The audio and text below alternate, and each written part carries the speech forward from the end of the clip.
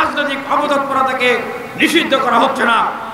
আমরা আজকে দেখলাম ছাত্রলীগ তারা মিছিল করছে, নিষিদ্ধ সংগঠন। আবার আওয়ামী লীগ তাদের কর্মসূচি ঘোষণা করেছে আগামী 14 ডিসেম্বর এবং 16 ডিসেম্বর। আমরা সরকারকে প্রশ্ন রাখতে চাই, আপনারা কি এইভাবে করে আওয়ামী লীগের পুনর্বাসনের রাস্তাকে উন্মুক্ত করতে চান? যদি আপনারা সেটি না চান, তবে এক্ষেত্রে অবশ্যই অবশ্যই আওয়ামী লীগ এবং তাদের রাজনৈতিক তৎপরতা এবং আগামী নির্বাচনে তাদের অংশগ্রহণের বিষয়টি নিশ্চিত করতে হবে। আমরা সুস্পষ্টভাবে ঘোষণা দিচ্ছি, আগামীকাল 14 ডিসেম্বর এবং 16 ডিসেম্বর বাংলাদেশের কোথাও এই ফ্যাসিবাদী খুনিদের কার্যক্রম বের করলে তাদেরকে প্রতিহত করা হবে। কারণ তাদের পক্ষ থেকে আমরা কোনো ধরনের অনুশোচনা শুনি নাই, তাদের কোনো সংস্কারের কথা শুনি নাই, ক্ষমা চাওয়ার কথা শুনি নাই, বরং শুনেছি এই খুনি হাসিনাকে তারা আবার ফিরিয়ে আনতে চায়। তারা বলছে এই হাসিনা ছাড়া বাংলাদেশ নাকি ঠিকভাবে চলছে না। পাশাপাশি বলতে চাই যে ভারত থেকে এখন উস্কানি দেওয়া হচ্ছে, বলা হচ্ছে 18 মিনিটে তারা বাংলাদেশ দখল করে নেবে। আমি কংগ্রেসকে ধন্যবাদ জানাই, তারা বিজেপির উগ্রবাদীদের এই সমস্ত বক্তব্য এবং কার্যক্রমের নিন্দা জানাচ্ছে। আমি আরেকটি জিনিস স্পষ্টভাবে বলে আমার বক্তব্য শেষ করব।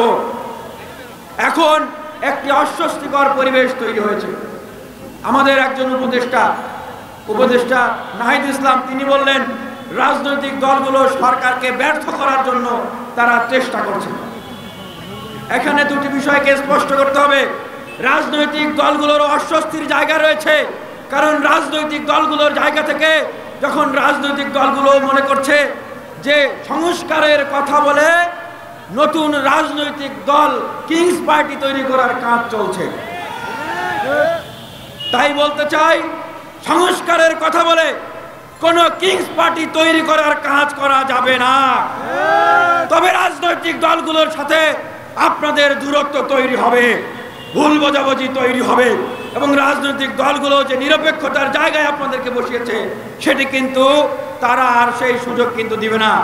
আবার রাজনৈতিক দলগুলোকে বুঝতে হবে, এক সাগর রক্ত এত জীবনের বিনিময়ে যেই গণ অভ্যুত্থান আমরা পেয়েছি, নতুন বাংলাদেশের আমরা সুযোগ পেয়েছি, সেজন্য সংস্কারের সুযোগ অবশ্যই অবশ্যই দিতে হবে। আর বলতে চাই, বাংলাদেশের একমাত্র রাজনৈতিক দল স্বাধীনতার পর থেকে যেটি ফ্যাসিবাদের বিরুদ্ধে লড়াই সংগ্রামের বিরুদ্ধে আন্দোলনের অগ্নিগর্ভ থেকে গড়ে উঠেছে, সেই দলের নাম কি?